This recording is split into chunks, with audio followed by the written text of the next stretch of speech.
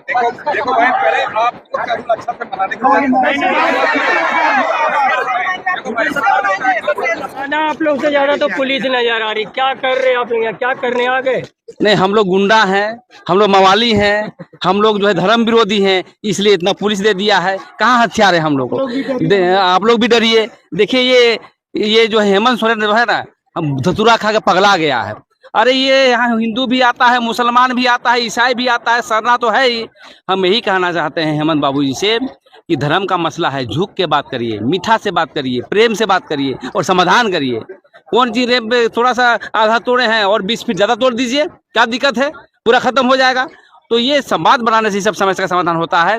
लेकिन आरानी जब से आया है, मुख्यमंत्री को हमारे पास समय नहीं है और तानाशाह हो गया। मैं आज मीडिया के माध्यम से कहना चाहता हूँ, लैंड बैंक को समाप्त नहीं किया गया है। अडानी आ रहा है, धर्म संस्कृति जमीन को छीना जाएगा। इसलिए मैं चाहता हूँ कि यदि इस पर संज्ञान नहीं लेता है तो एक बड़ा आंदोलन करेंगे और 5 तारीख को नगराटुल में बैठक हो रहा है, वहीं पर हम लोग एक नया उलगुलान को तेज करेंगे, झारखंड बंद भी करेंगे और यहाँ पर अनिश्चितकालीन जो है हम लोग सरहुल के बाद बैठक करने का काम करेंगे। सबके साथ आने वाले दिन पूरा हिंदुस्तान के शीर्ष नेताओं के साथ अडानी अंबानी का नाम जुड़ जाएगा। अब बिल्कुल जुड़ जाएगा। कल अब विरोध कर रहे थे जी, अडानी ऐसा है वैसा है, आज बैठा के चाय पिला रहे हैं। अब कौन सा जो है इसका मतलब जमीन के मसले पर बात हुई होगी? देखिए, जमीन और धर्म पर जब भी कोई भी कितना बड़ा भी आदमी हो, चाहे वो मुख्यमंत्री हो चाहे कोई भी हो, आदिवासी समाज बर्दाश्त नहीं करेगा। क्या लगता है 2 दिन में कुछ समाधान होगा या फिर सरहुल तक आप संवाद से समाधान होगा? हम लोग डेमोक्रेटिक आदमी है। इनको कोई झूठ बोल दिया हेमंत सोरेन को कि भाई हथियार लेके आ रहा है तो फोर्स ला दिया। अरे हम लोग कहाँ हथियार है? इनके पास है, इनके पास है, इनके पास है।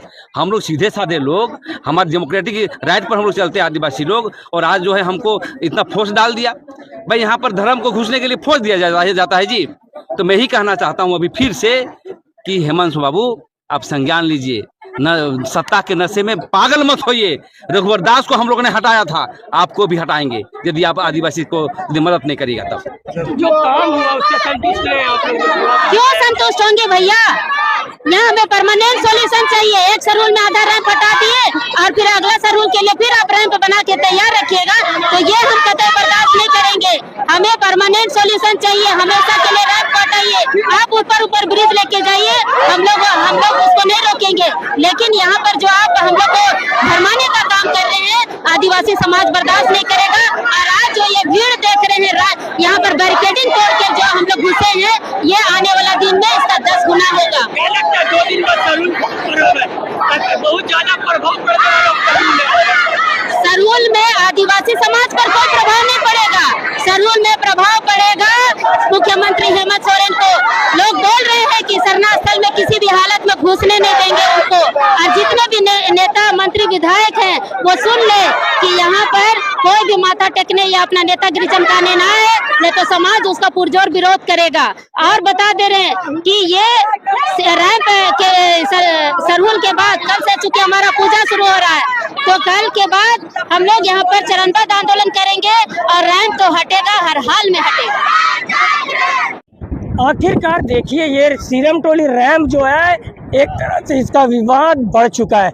जिस तरह से 2 दिन से यहाँ पे काम लगा हुआ था, आप देख पा रहे होंगे जो रेलिंग था यहाँ से हटा दिया गया, क्योंकि सरहुल महोत्सव है। यहाँ देख रहे होंगे सरना स्थल है जिसको लेके हटाया गया। लेकिन जिस तरह से इस रैंप का जो विरोध हो रहा था, पूरी तरह से रैंप को हटाने का विरोध हो रहा था और नए तरह से डीपीआर बनाने का, क्योंकि जो यहाँ से रैंप उतर रहा है वहाँ से सरना स्थल से जो लोग आएंगे उनका कहना था दुर्घटना की आशंका होगी, परेशानी हो सकती है।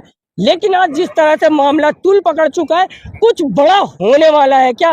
क्योंकि जिस तरह से पुलिस प्रशासन यहाँ पे मौजूद है, आप देख पा रहे होंगे एक तरफ आदिवासी संगठन एक अलग ही रूप में नजर आ रही, तो दूसरी तरफ पुलिस प्रशासन इस स्थिति से निपटने के लिए पूरी तरह से तैयार है। चाहे रांची के सिटी एसपीओ, डीएसपीओ, एडीएम हो, सारे लोग यहाँ पे मौजूद है। इस तरह से सरना स्थल के सामने जिस तरह से सारे संगठन के लोग नजर आ रहे होंगे, सारे हैं। लेकिन आप यहाँ पे तस्वीर देखें कि जिस तरह से रैफ के जवान भी यहाँ पे मुस्तैद है।